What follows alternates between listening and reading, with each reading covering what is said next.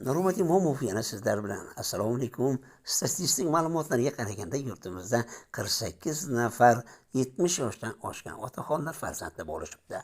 Keling, qutlab tutay bir qo'llaringizni, yoritibdi yaratgan haq yo'llaringizni, jo'shib tursin qaymog'i bellaringizni, 70da farzand ko'rgan otalarim, naqli bordir bu yurganim qilmas xato, suyganiga Robbim o'zi etkay ato.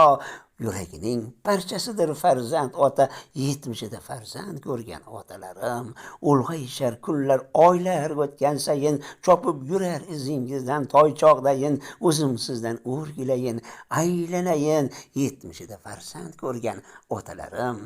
Keling, qutlab tutay bir qo'llaringizni, yoritibdi yaratgan haq yo'llaringizni, jo'shib tursin qaymog'i bellaringizni, 70da farzand ko'rgan otalarim. Nurmat Imomov, Qashqadaryo viloyati G'uzor tumani.